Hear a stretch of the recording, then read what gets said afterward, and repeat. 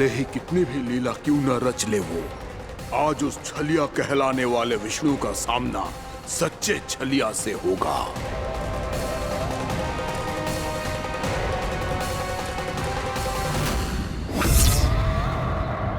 कान्हा, तू कहाँ भटक गया हो तो?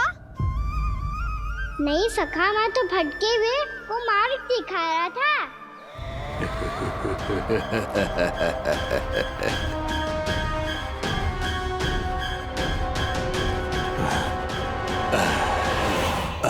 फिर से कहीं मत चले जाइयो, बहुत कठिनाई से फिर से तेरा साथ मिलो है हमें।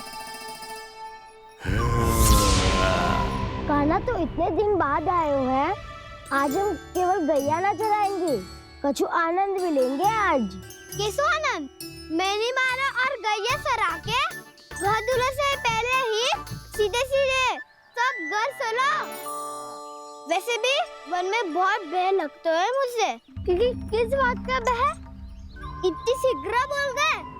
अभी कुछ दिन पहले ही तो उस ससुर में और देवता में कितने भीषण युद्ध हुआ था। हाँ, हम शीघ्र घर जाएंगे। अरे वसंता, वो युद्ध ना था, सब बड़े बड़े देवता हमारे सखा कान्हा को बचाने आए थे।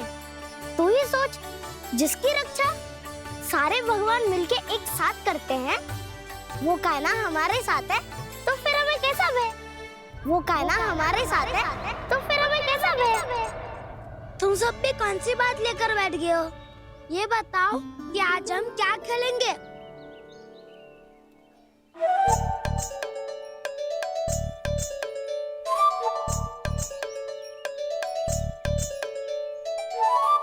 चोर प्रहरी खेले। चोर प्रहरी? हाँ, इस पे एक जन प्रहरी बनते हैं और शेष बनते हैं सब चोर। और चोर का कार्य होगा भागना और छुपना, और प्रहरी का कार्य होगा चोर को पकड़ लेना। अरे वाह कान्हा, क्या खेल बताए हो है। इसमें तो बहुत आनंद आएगा। ये खेल भले ही तुम सब खेलोगे बालकों, पर आनंद तो मैं ही लूंगा।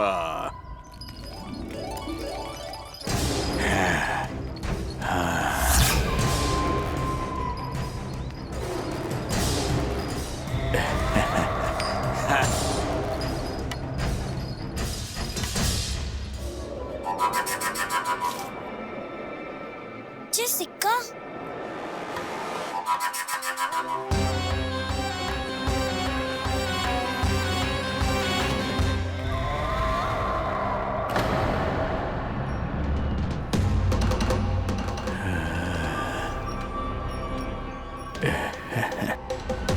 कौन हो तुम?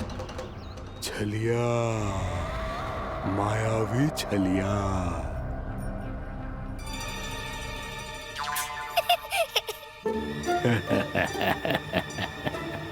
छलिया तो बहुत भयानक होता है, तुम्हारे जैसा थोड़ी दिखता है। हाँ। मुझे मूर्ख समझते हो तुम? 100 छलियाएं देखे हैं मैंने। हाँ। पर मैं उनसे ना घबराता हूँ, उनको मुझसे भय लगता है। हाँ? सच? और नहीं तो क्या, मैं हूँ इतना अनोखा, इतना वीर। तुम्हें विश्वास ना हो रहा है तो चलो मेरे सखाओं से पूछ लो।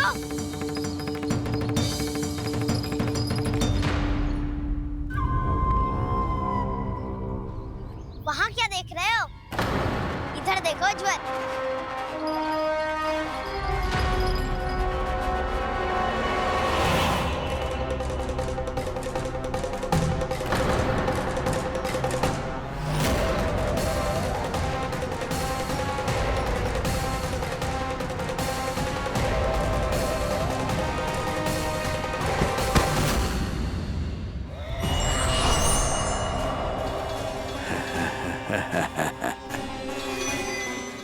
सौ छलिए देखे हैं इसने।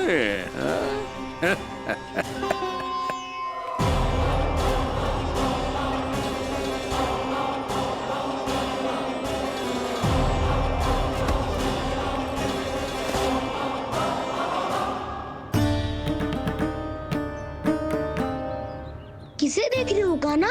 उज्जवल को। कहाँ चले गया वो?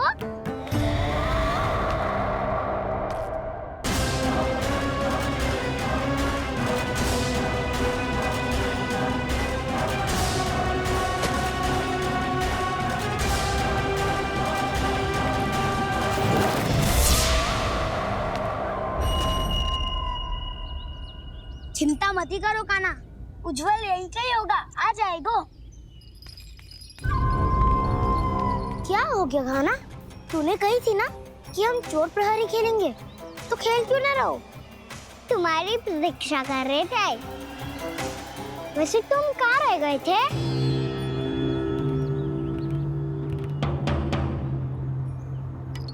वो ये देखो ना, मुझे क्या मिला, सिक्का।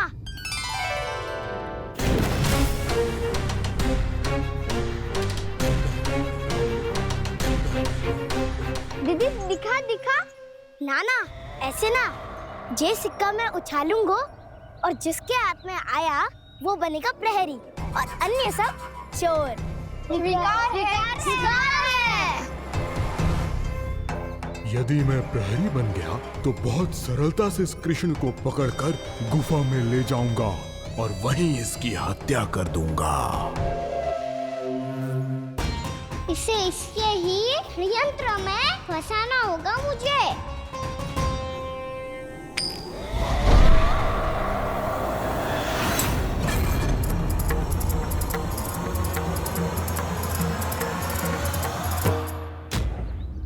मैं प्रहरी, तुम सब चोर। कोई बात नहीं कृष्ण, अब इस उज्जवल की तरह पहले तुम्हारे सारे सखाओं को फंसाऊंगा मैं और फिर ले जाऊंगा तुम्हें।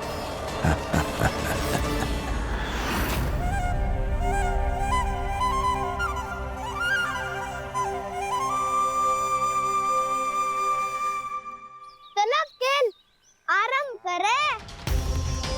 काना, तो हमें पकड़ना। आंखें बंद कर काना।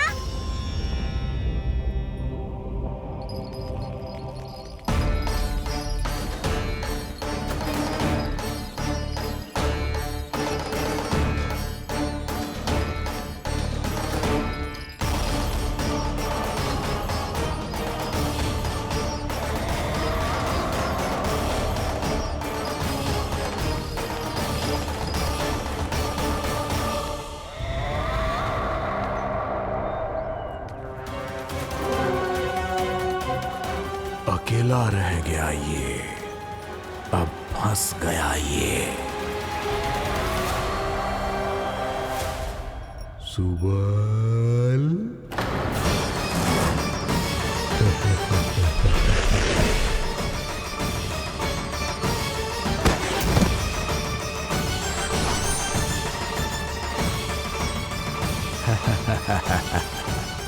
इन सब का तो मुझे पता नहीं, परंतु मुझे बड़ा आनंद आ रहा है इस खेल में।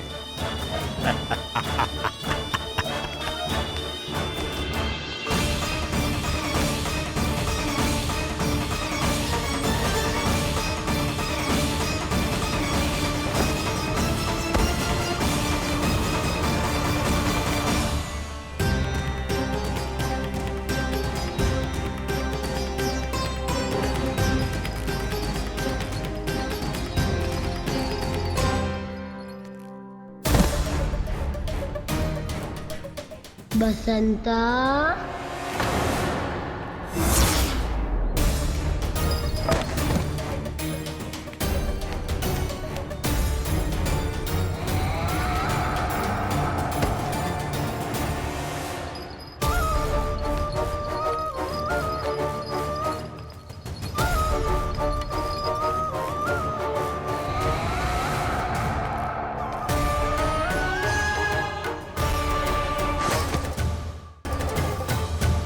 ये तो एक एक करके सभी बालकों को अपना शिकार बनाता जा रहा है। प्रभु ऐसा क्यों करने दे रहे हैं? प्रभु की हर लीला का कोई ना कोई उद्देश्य होता है। यदि वो इस असुर को इन निर्दोष बालकों पर अत्याचार करने से नहीं रोक रहे हैं, तो इसका भी कोई ना कोई कारण अवश्य होगा।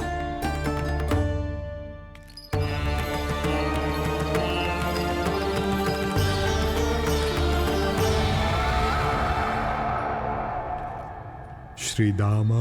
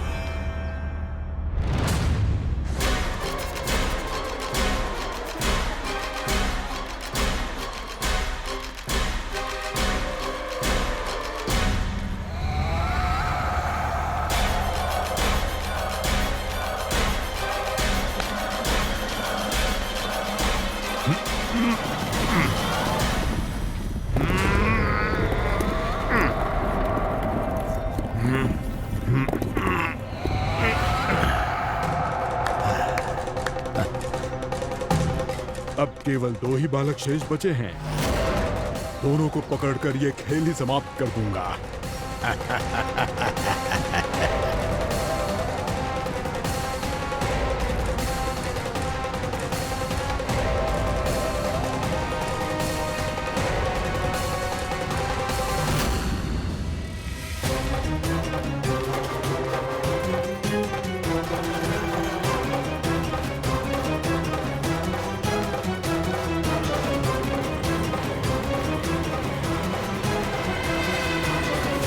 ये तो छलिया है, मायावी छलिया। मेरे सभी सखाओं को शिकार बना लिया इसने। मैं इसे नहीं छोड़ूंगा। कान्हा, कान्हा,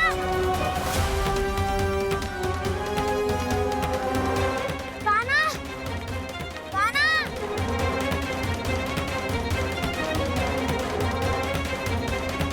कान्हा, ताऊ,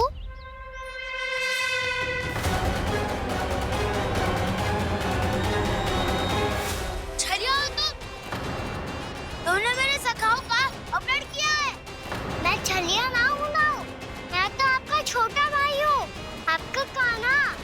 मैंने सब कुछ अपनी आंखों से देखा है। बस तुम छलिया ही हो, रूप बदल बदल कर मेरे सखाओं का अपहरण कर रहे हो। ये क्या कह रहे हो दाऊ?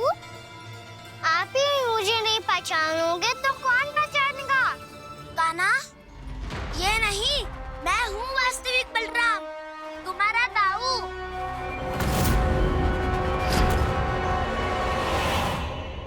इसके बहकावे में मत आना कान्हा, यही है छलिया।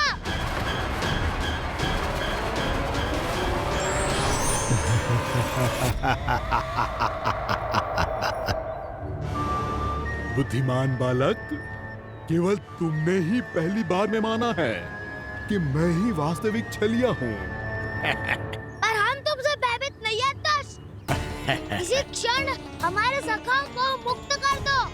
अच्छा, यदि इतना ही क्रोध आ रहा है तो जाओ, छुड़ा लो अपने सखाओं को।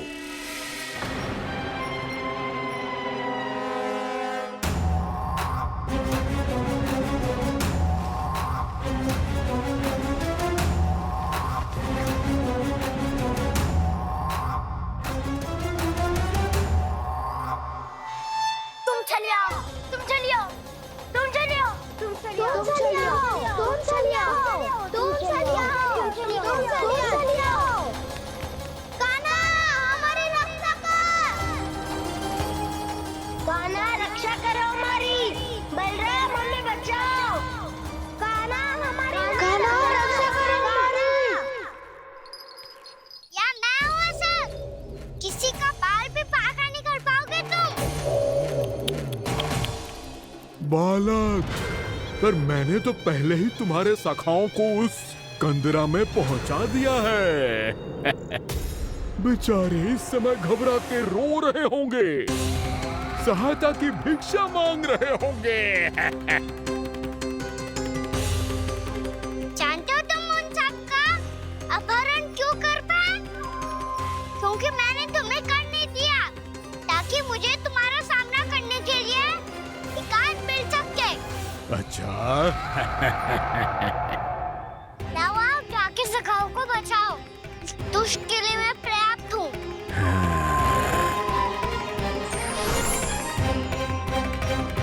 कान्हा, पीछे मुड़ के मत देखना कान्हा।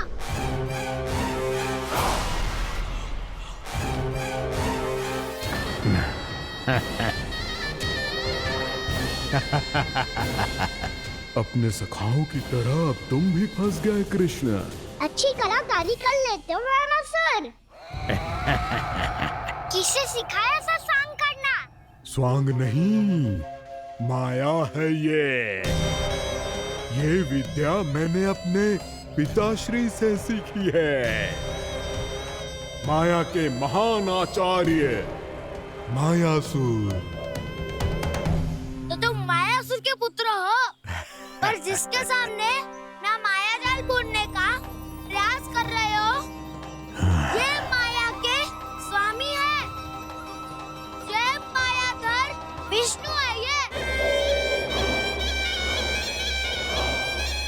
अभी कंदरा के अंदर कुछ क्षणों में ही प्राण वायु समाप्त हो जाएंगे। तुम्हारे सारे सखा एक एक कर अपने प्राण त्याग देंगे और तुम्हारा वध करूंगा मैं।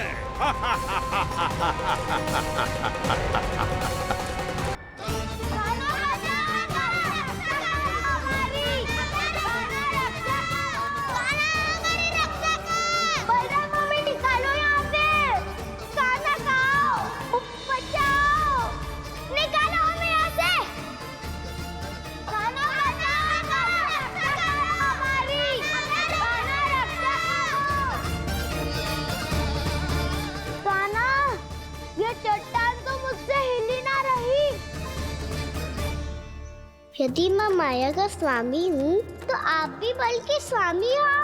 ताऊ, अपनी क्षमता, अपना सामर्थ्य स्मरण करो।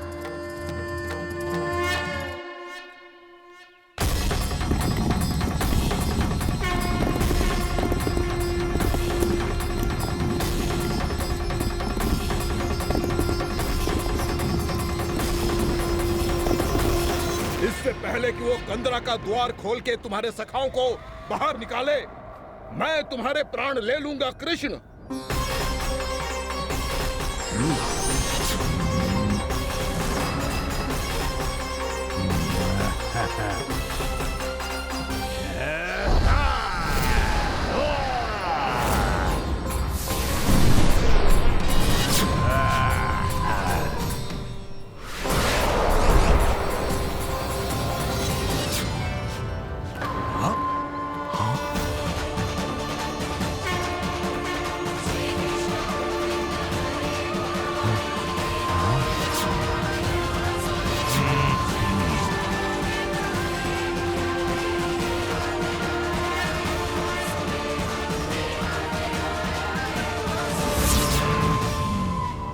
कितनी पूजा करोगे ब्रह्मासुर?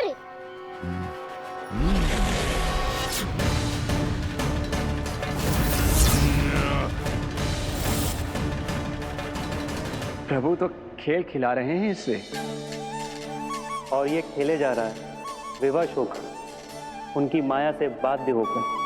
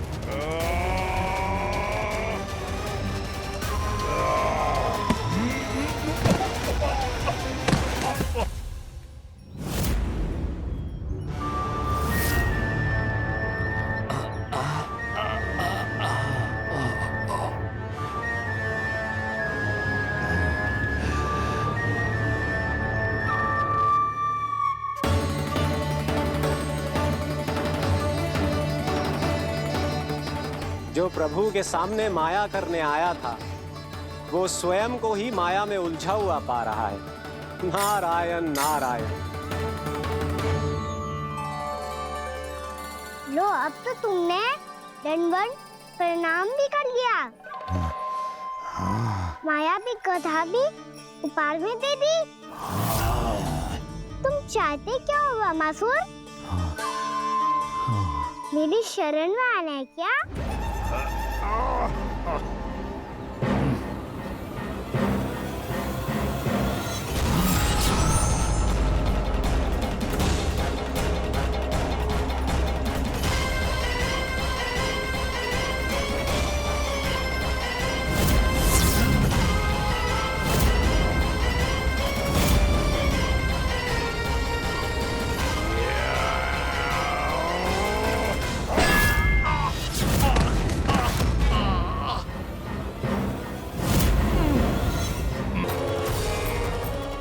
अभी भी समय है रामासुर, समझ जाओ। यदि मैया आ गई तो बात गड़बड़ हो जाएगी।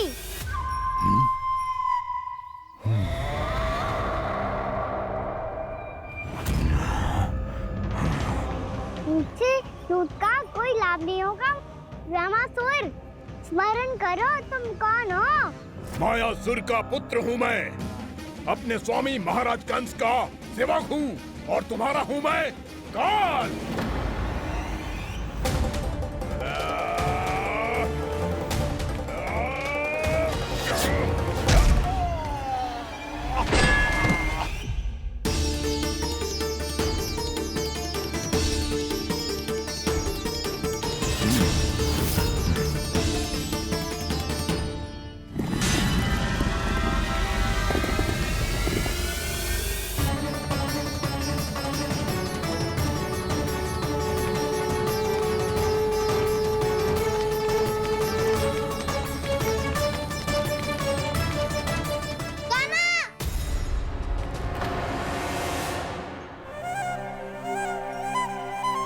बाबा कहते हैं दुष्टों को पहले बातों से समझाना चाहिए, फिर भी ना माने तो अस्त्र ना उठाना दृढ़ता होती है।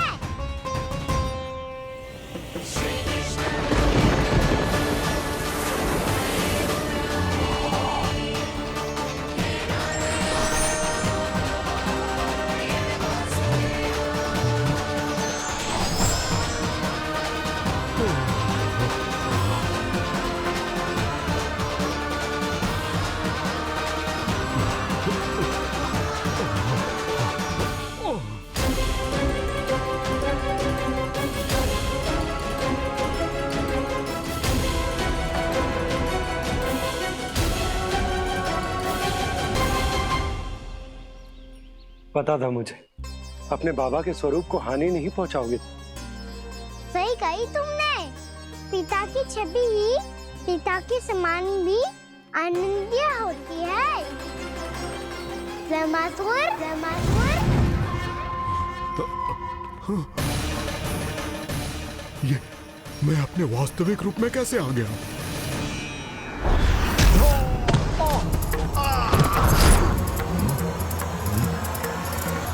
मेरे बाबा का स्वरूप नहीं लेना चाहिए था तुम्हें। मैया ने सिखाया है भूल को क्षमा किया जा सकता है, पर जानबूझ के किए गए अपराध के लिए दंड ही एकमात्र निकाल होता है। ये बार बार अपनी मैया का नाम ले रहा है। यदि मैं वो स्वरूप लूं तो अपनी मैया पर वार नहीं कर पाएगा ये।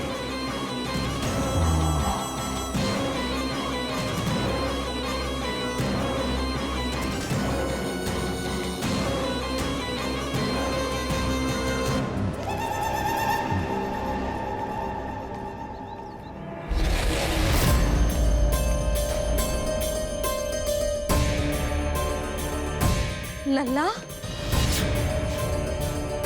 मैं तेरी मैया हूँ, अपनी मैया को मारेगा? बच गया। समझाया था, पर तुमने एक बार फिर से मूर्खता कर ही दी। इस पर तुमने पहले से भी बड़ी और पहले से भी भयंकर भूल किया रमासुर।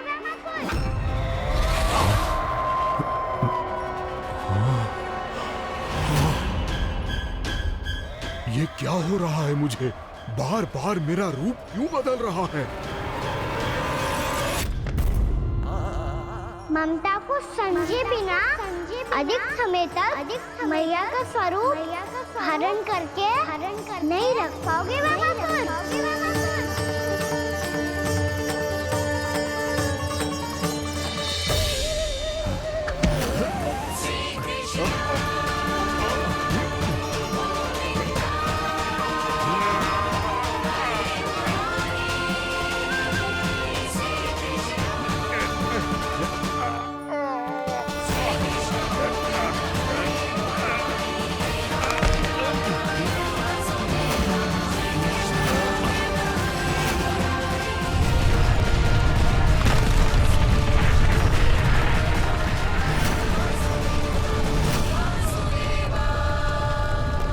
प्रभु के क्रोध से धरती भी कांपने लगी है।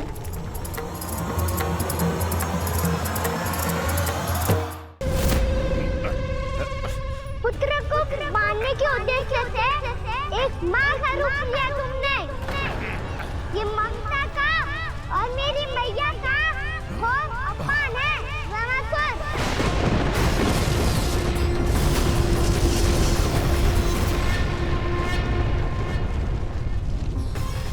पहले इस असुर के कारण निर्दोष प्राणियों का कोई अहित हो।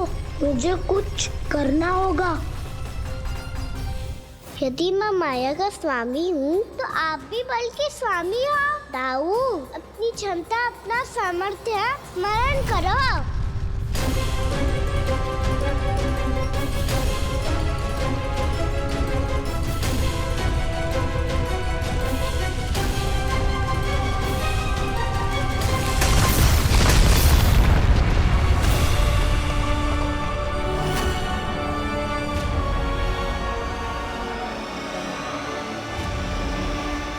अद्भुत बल दाऊ, अद्भुत। अपने बल का उचित प्रयोग करके आपने प्राणियों को हानि होने से बचा लिया और ये भी सिद्ध कर दिया कि इस युग में आपसे अधिक बलवान और कोई नहीं होगा। आज से आप बलदेव के नाम से भी जाने जाएंगे। आज से आप बलदेव के नाम से भी जाने जाएंगे। आपके चरणों का ये चिन्ह युगों युगों तक आपके बल की कथा कहता रहेगा। बलराम का चरण चिन्ह।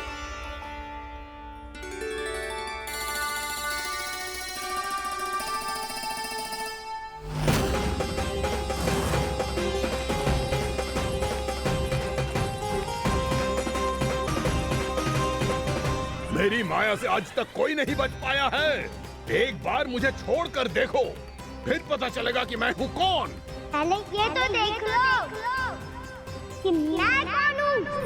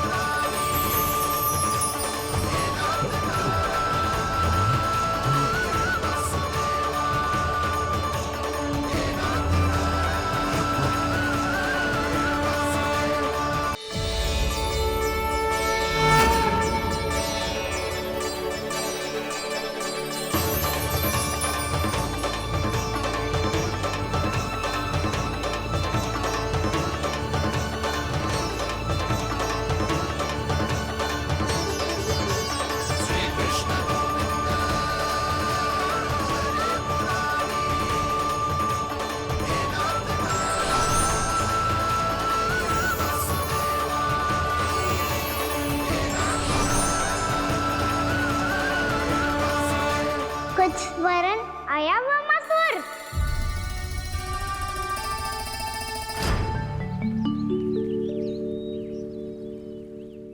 बहुत समय पहले की बात है। बहुत बड़े भूमाकर राज करते थे तुम। तुम्हें महान राजा भीमम के नाम से जाना जाता था। सब कुछ था तुम्हारे पास, पर शांति नहीं थी। इसीलिए शांति की खोज में अपना संपूर्ण राज अपने पुत्रों को सौंप कर मलय पर्वत की ओर चल दिए।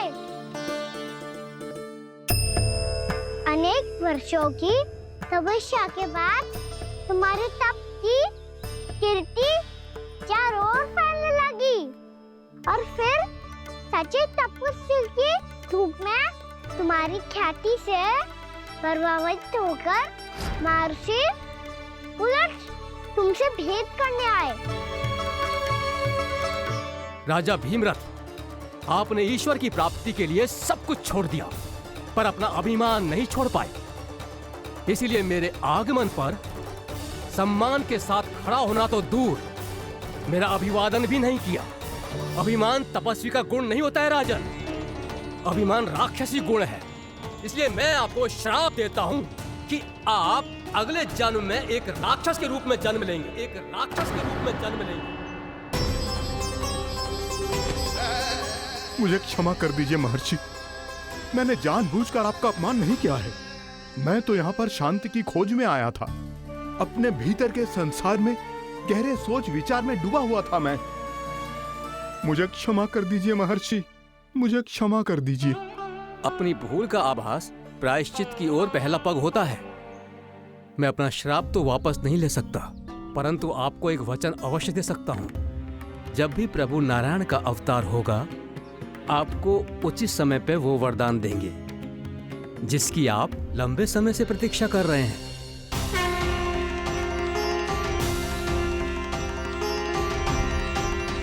प्रभु, आपने मेरी आंखें खोल दी। अब मुझे पता चल गया है कि आप कौन हैं और मैं कौन हूं। इसलिए आप मुझ पर कृपा करके अपने चरणों में स्थान दे दीजिए। मुझे वो शांति प्रदान कीजिए जिसकी खोज में मैं वर्षों से भटक रहा हूँ। शांति तो मोक्ष में ही है, इसीलिए मैं तुम्हें मोक्ष का वरदान देता हूँ।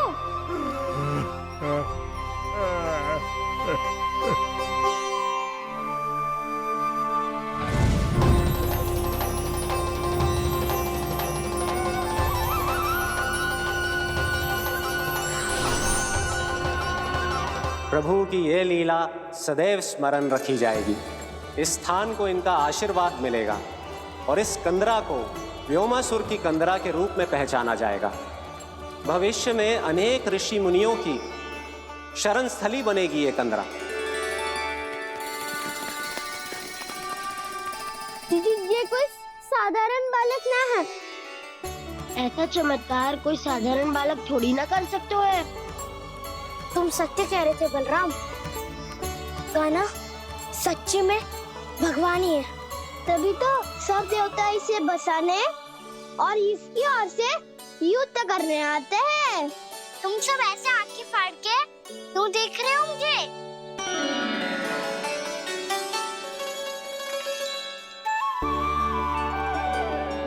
बलराम, तुम बलवान हो और कान्हा भगवान है। दूर दूर तक कोई दिखाई ना दे रहा है। ना जाने किस हाल में होंगे बालक। कहीं हम ही तो मार्ग ना भटक गए शीघ्रता के चक्कर में। अब तो एक पग भी ना चलो जा रहे हो। जल, किसी के पास जल है क्या? कंठ तो मेरा भी सूख रहा है मौसी। भाभी, निकट ही जमुना जी है, कहूँ तो वहाँ से जल ले आओ। मैं भी जा रही हूँ भाभी, एक से भले दो। हाँ चल। शीघ्रता से आओ। हाँ।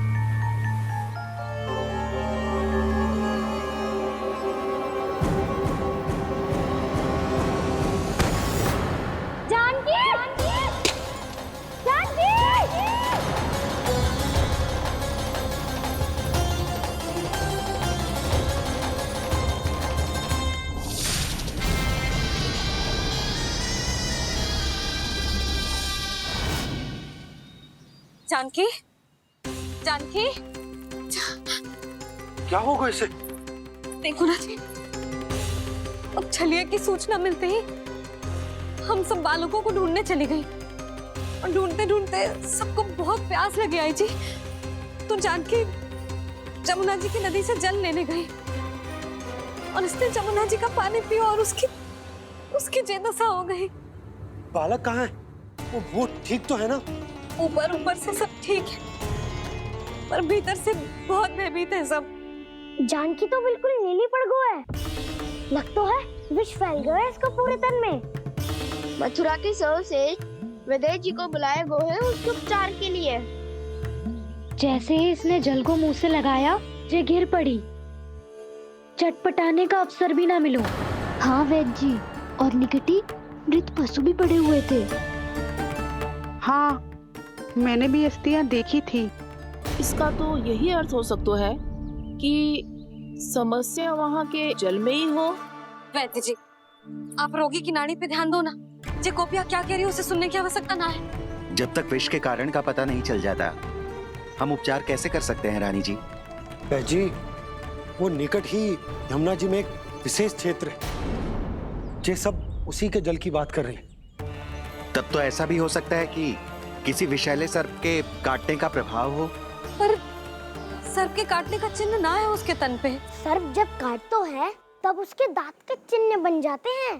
मुझे पता है, बड़े बड़े सर्प को काटते हुए देखो है मैंने। एक दिन अब बस कर उज्जवल, ये बड़ी बड़ी हाँकने का समय ना है। पर यदि सर्प ने ना काटो है, फिर जानकी की ये दशा किसने की?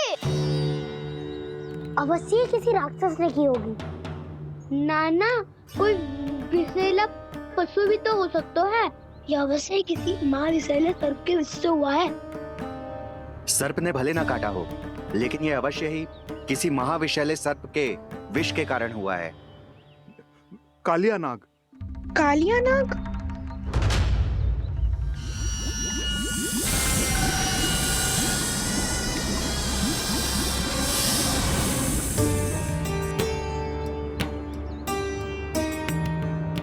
संकेतों से तो ऐसा लगता है कि जानकी ने कालिया नाग के क्षेत्र के विशाल जल पी लियो है।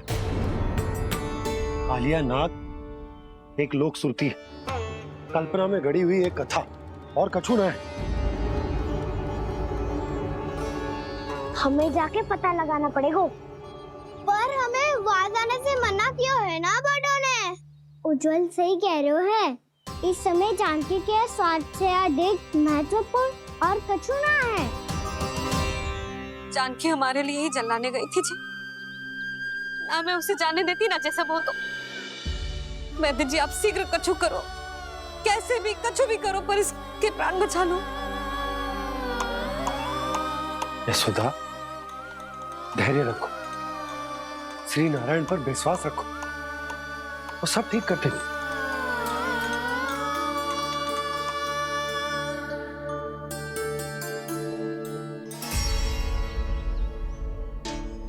विष की काट की मेरे पास जितनी जड़ी बूटी थी, मैंने सब अर्क बना के पिला दी, पर इसकी दशा में अभी तक कोई सुधार नहीं दिख रहा है। यह अंतिम जड़ी बूटी है। अगर इससे भी चमत्कार नहीं हुआ तो फिर जो नारायण की इच्छा।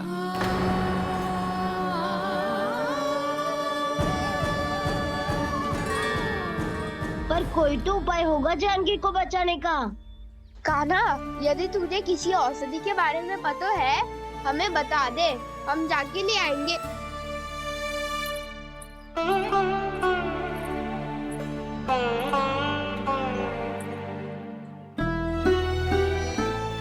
हे नारायण, हे प्रभु, मेरी जानकी के प्राण बचा ले प्रभु। या तो मैं अपने आप को कभी क्षमा न कर पाऊंगी।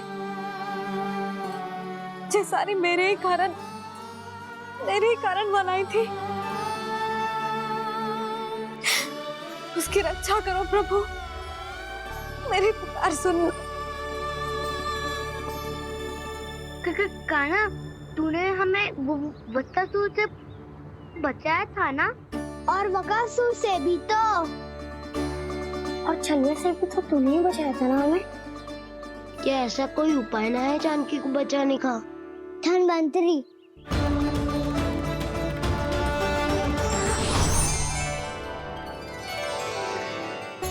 मैं आ गया हूं प्रभु, चिंता मत कीजिए, आपके आदेश का पालन अवश्य होगा।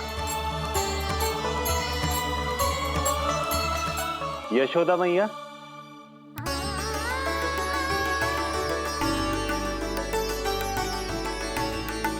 मैया आपको कोई पुकार रहा है।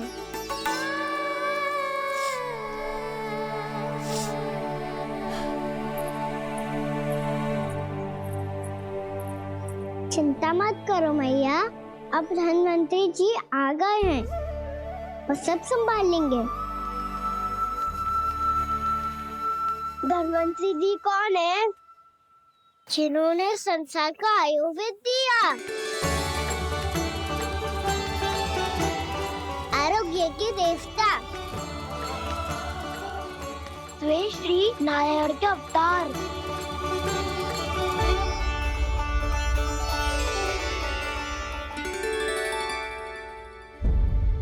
मुझे पता चला है कि आपको वेद की आवश्यकता है। हाँ, भीतर आइए। आइए आइए बैठे जी। जी रहे। मथुरा का सर्वश्रेष्ठ वैद्य अर्थात मैं यहाँ आ चुका हूँ और रोगी को जितनी औषधि की आवश्यकता थी सब दे चुका हूँ। निश्चित रूप से आपने विष की काट के लिए बहुत ही उत्तम अर्क तैयार किया है। इसीलिए किसी और वैद्य की आवश्यकता नहीं है। किंतु आप अकेले कितना कुछ करेंगे वैद्यराज? मुझे अपना सहायक ही बना लीजिए। पर जो करना था मैं पहले ही कर चुका हूँ। हाँ, वो तो आप कर चुके हैं। बस रोगी के तन से विष निकालना शेष है ना वैद्यराज? हाँ हाँ, बस वही शेष है। इनके रक्त को विष रहित करने में मैं आपकी सहायता करूंगा। पहले ये संजीवनी मानी जाने वाली इन लाल फूलों की बूटी को भी घिसना है ना?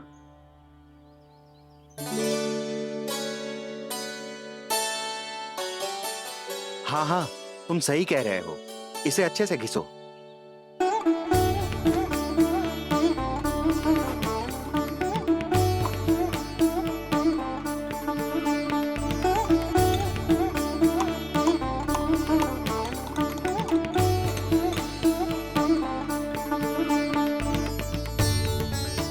और ये नीले फूलों को भी तो मिलाना है ना? हाँ हाँ, अच्छे सहायक बन सकते हो तुम। ऐसे ही श्रम करते रहो।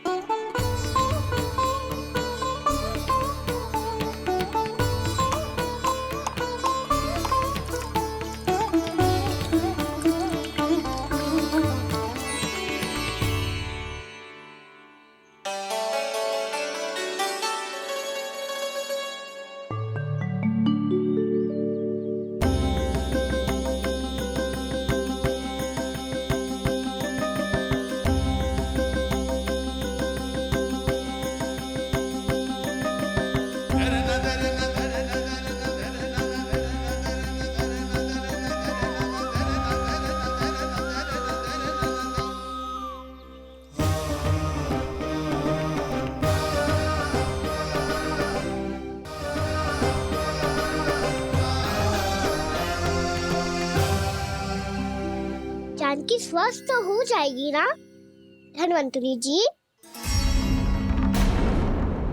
धन्वंतरी? प्रभु, अब मैं क्या करूं? आपने तो स्वयं ही मेरी पहचान उजागर कर दी। जी क्या करो कान्हा? आप सब ऐसे क्यों देख रहे हो? मैया कहती है ना, सभी वैद्य धन्वंतरी जी का ही रूप होते हैं। वाह कृष्णा, चतुर तो हो तुम। वैसे वास्तविक धन्वंतरी मैं हूँ। मेरा अर्थ है वास्तविक वैद्य मैं हूँ। ये तो मेरा सहायक है। मुझे पूरा विश्वास है बिल्कुल ठीक हो जाएगी। वैसे ही थोड़े ना मुझे मथुरा का सर्वश्रेष्ठ वैद्य कहते हैं लोग।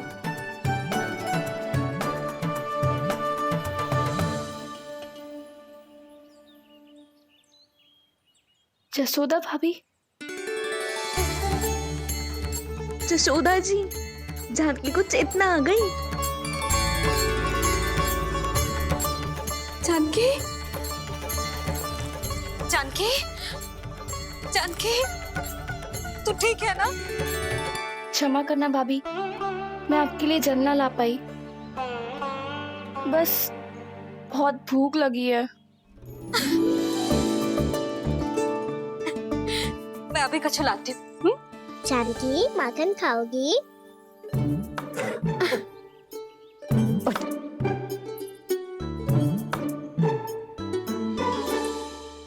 आजा, तू ही खिला दे लल्ला।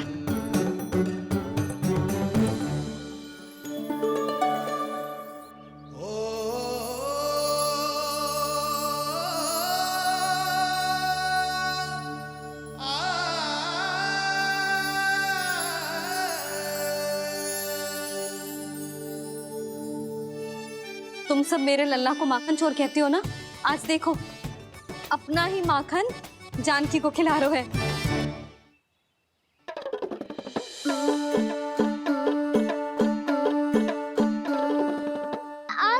आराम कर लो। सदैव तुम हम सबकी सेवा करती हो, आज मैं तुम्हारी सेवा करूंगा। जानकी की जिज्ञासा तब हुई जब जय यशोदा काकी की सेवा कर रही थी, और अब देखो स्वयं भगवान ही इसकी सेवा कर रहे हैं। जानते हो इससे क्या सिद्ध होता है? जो भी यशोदा मैया की पूजा करेगा, अर्थात अपने माता पिता की सेवा करेगा, उनके साथ सम्मान से व्यवहार करेगा, ईश्वर स्वयं उसका ध्यान रखेंगे। कभी धन्वंतरी के रूप में तो कभी स्वयं कान्हा के रूप में। भक्त और भगवान का देखो कैसा ये अनुराग,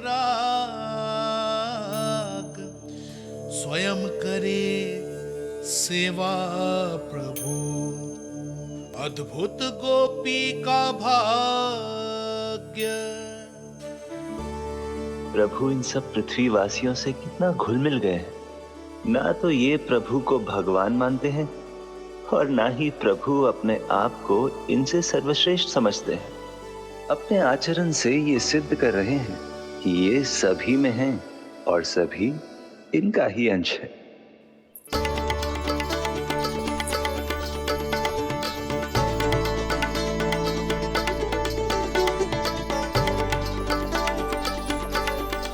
प्रभु, अब मुझे जाने की आज्ञा दीजिए।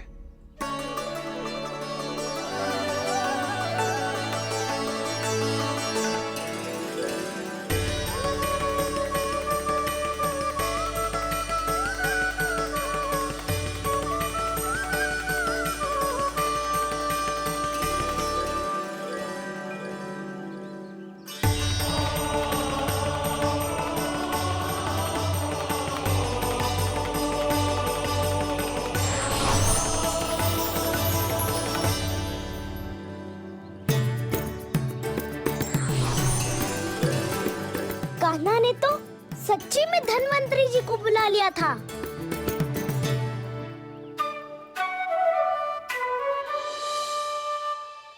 जब से कान्हा का जन्म हुआ है ना, मैं तब से देख रही हूँ, तब से हम पे कोई भी संकट आती है ना, तो अचानक से कोई अपरिचित हमारी सहायता करने आ जाता है, और जाते समय कान्हा की आज्ञा लेके जाते है, और कभी कभी तो इसे प्रभु बोल के जाते है। बाबा संभालो।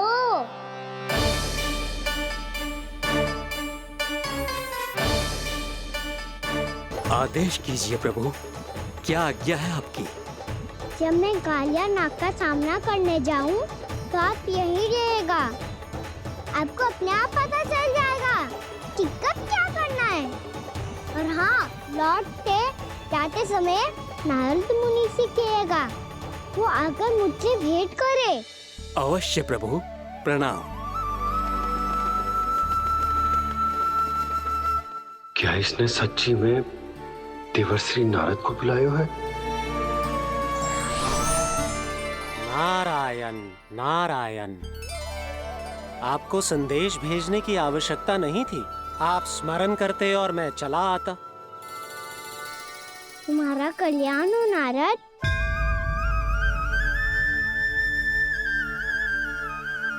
मैंने तुम्हें एक विशेष कार्य के लिए बुलाया है। आज्ञा दीजिए प्रभु। तुम्हें एक बार फिर कर्ण से भेंट करनी होगी। विचार कीजिए महाराज, क्या आप बिना किसी शंका के कह सकते हैं कि कौन सी पंखुड़ी पहली है और कौन सी आठवीं? उस दुष्ट से भेंट करना स्वयं कीचड़ में उतरने के समान है प्रभु। कमल पुष्प प्राप्त करना हो तो कीचड़ में उतरना पड़ता है नारद। आपका आदेश तो मैं स्वप्न में भी नहीं टाल सकता प्रभु। कंस कालिया नाग के बारे में जान गया है, पर वो उसका सामना करने का साहस नहीं कर पाएगा। मैं आतुर हूँ प्राप्ति, मूर्ख नहीं। मेरी बुद्धि फिर नहीं गई है। मैं स्वयं उस कालिया जैसे महाविषैले सर्प के सामने खड़ा हो जाऊं और अपने ही काल को आमंत्रित कर लूं। तो फिर अपने लाभ के लिए उसका प्रयोग करने का कोई और उपाय सोचिए स्वामी। कुछ ऐसा कीजिए कि यमुना नदी का पूरा जल विषैला हो जाए और वृंदावन वासी उसका उपयोग करे। और आपका काल कहलाने वाला वो बालक स्वयं काल के गाल में चला जाए। उत्तम उत्तम सुझाव है प्राप्ति। अब मुझे उस कालिया तक पहुंचने का मार्ग ढूंढना होगा, उसको विवश करने का कोई उपाय ढूंढना होगा, क्योंकि व्यक्तिगत रूप से उससे भेंट करना असंभव है, असंभव। आप सही कह रहे हैं प्रभु। कंस में उतना सामर्थ्य नहीं कि वो कालिया नाग का सामना स्वयं कर सके। वैसे तो कालिया गरुड़ देव का भी सम्मान नहीं करता, तो फिर वो कंस का सम्मान क्यों करेगा भला? नहीं करेगा, पर कंस तुम्हारा सम्मान अवश्य करेगा। नारद तुम्हारी बातें भी सुनेगा और मानेगा भी। ये मेरी योजना का बहुत ही महत्वपूर्ण भाग है। तुम कंस के पास जाओ और कहो कि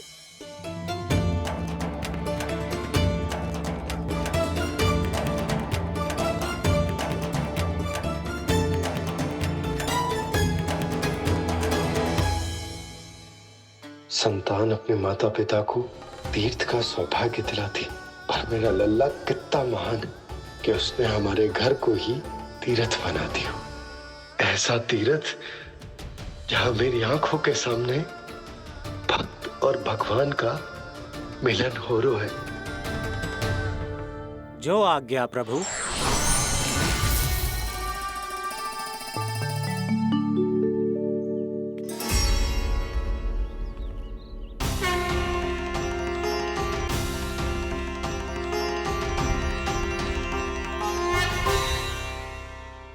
बाबा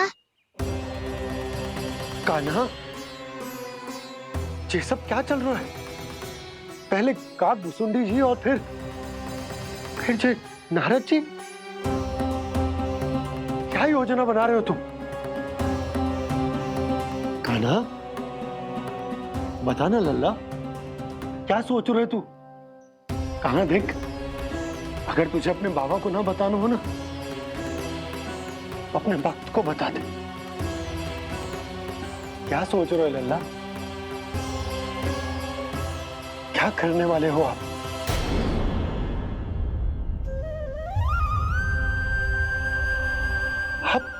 आप इतने दुखी क्यों हो?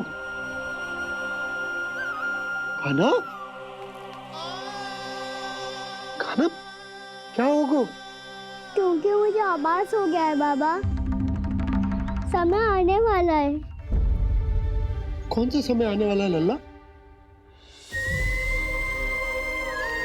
शीघ्र सब कुछ बदलने वाला है। भैया को मेरा सत्य पता चल जाएगा बाबा।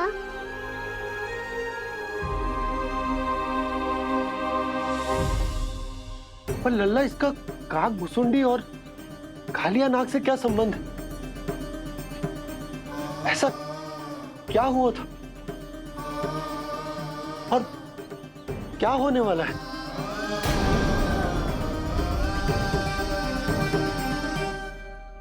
जो होने वाला है बाबा, उसका संबंध उससे है जो सैकड़ों वर्ष पहले हुआ था। महर्षि भृगु के एक वंशज थे वेद शिरोमणि, जो विंध्याचल की पहाड़ियों में साधना कर रहे थे। तभी वहाँ अश्वशिरा नाम के एक दूसरे मुनि आमंत्रण के बिना ही आ गए। कितना सुंदर और शांतिपूर्ण आश्रम है। यहाँ प्रभु की साधना करने में बहुत आनंद आएगा। शीघ्र ही अश्वशिरा मुनि उपस्थिति के कारण होने वाले व्यवधान से बाध्य होकर वेद शिरा मुनि ने अपनी आंखें खोली। कौन हो तुम और यहाँ क्या कर रहे हो? आपके आश्रम में बहुत शांति है मुनिवर। साधना करने के लिए बहुत ही उत्तम स्थान है ये। मैं चाहता हूँ कि मैं भी यहाँ। आप यहाँ साधना करना चाहते हैं, लेकिन इतना भी नहीं जानते कि किसी के आश्रम में प्रवेश करने से पहले उसकी आज्ञा लेनी चाहिए। आप ये भी नहीं जानते कि यदि कोई यज्ञ कर रहा हो तो बिना अनुमति के वहाँ प्रवेश करने से उसकी यज्ञ साधना भंग हो सकती है। आप क्या साधना करेंगे मुनि? आप तो साधना के योग्य ही नहीं हैं। इतना अपमान एक मुनि के मुख से इतने कड़वे शब्द शोभा नहीं देते। मैं तुम्हें श्राप देता हूँ, जितनी विषैली तुम्हारी जिह्वा है उतने ही विषैले सर्प बन जाओ तुम। और ऐसा सर्प जो सांस भी ले तो निकट का वातावरण दूषित हो जाए। तुम्हारे इस दुस्साहस के लिए मैं तुम्हें श्राप देता हूँ कि तुम अभी इसी क्षण कौवा बन जाओ, और ऐसा कौवा जो कांव कांव करके अनर्गल प्रलाप करता रहे।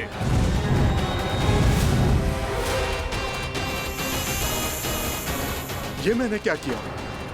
ये मैंने क्या किया? क्रोध के कारण दोनों ने एक दूसरे को श्राप दे दिया। पर दोनों ही मेरे भक्त हैं, और भगवान होकर मैं अपने भक्तों को इतनी कठिनाई में कैसे देख सकता था। इसीलिए जिस संकट में उन दोनों ने अपने आप को फंसा लिया था, उसका समाधान करने में मैं उनके पास गया।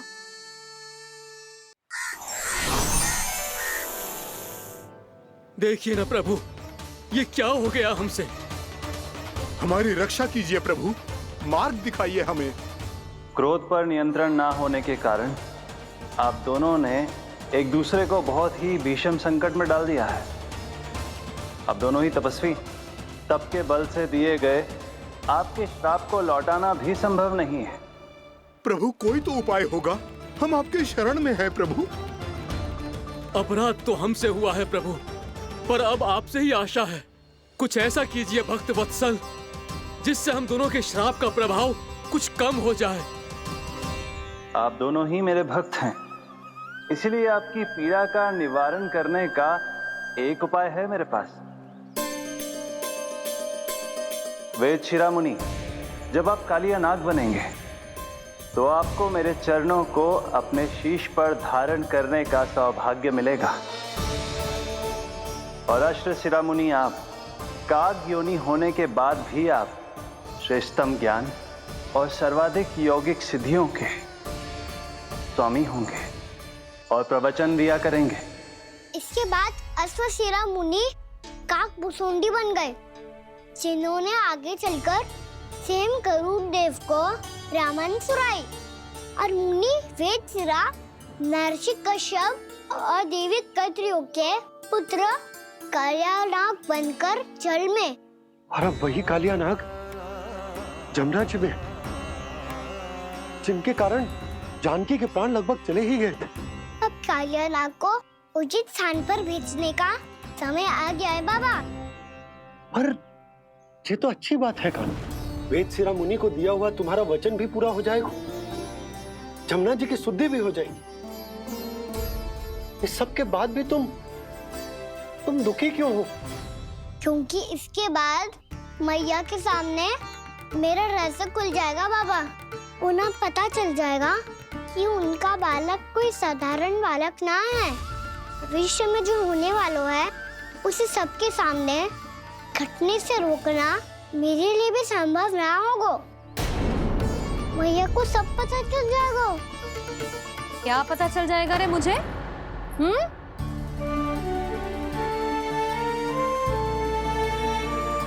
यही कि सबसे अधिक प्रेम मैं आपसे ही करता हूँ। अब बस भी कर, चलो भोजन के लिए बुलाने आई थी तुम दोनों को। भूखा थोड़े ना रहने दूंगी अपने लल्ला को, मेरा लल्ला दुर्बल हो जाएगा ना। आप खिलाओगे तो ही खाऊंगा। हाँ ठीक है, मैं ही खिलाऊंगी। अब चल, आओ जी, चल।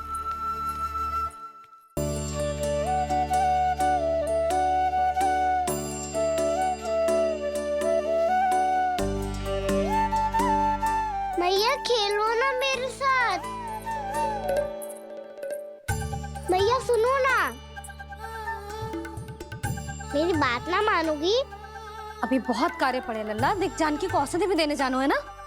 औषधि मैं दे दूंगा, फिर तो खेलोगी ना आप मेरे साथ।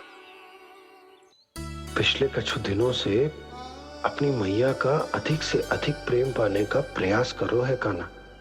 इसका तो एक ही अर्थ हो सकता कि कछु बहुत बड़ो होने वालों है। कान्हा रुक जा लल्ला। कान्हा क्यों तंग कर रहा है? मैया को पहन लेना। कान्हा, कान्हा, ये क्या करो तूने?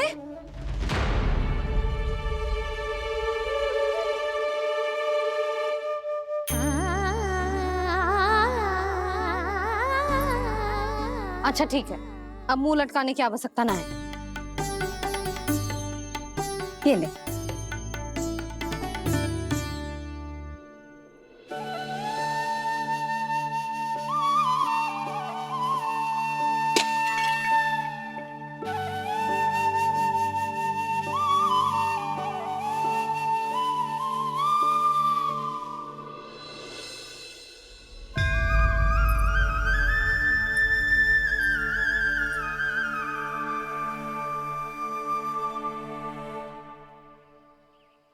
तंग करे मैया को खिजाए, खेले रूठे मनाए, लीला अनोखी करके शरारत, कान्हा दंड भी पाए।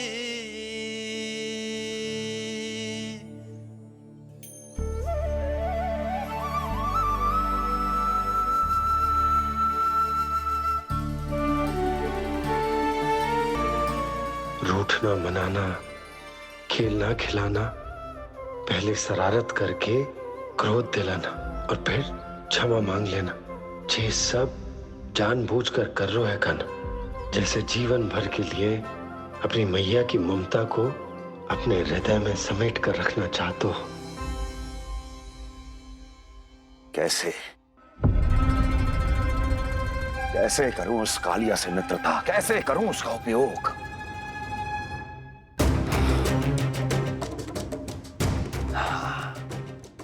उस पर आक्रमण कर देता हूं और उसे किसी ना किसी तरह से यह विश्वास दिला देता हूं कि यह आक्रमण उस विष्णु अवतार ने किया है। फिर वो क्रोध में आकर सारे वृंदावन वासियों को अपने विष से समाप्त कर देगा। उचित है, ये उचित है। नारायण हरि, नारायण हरि।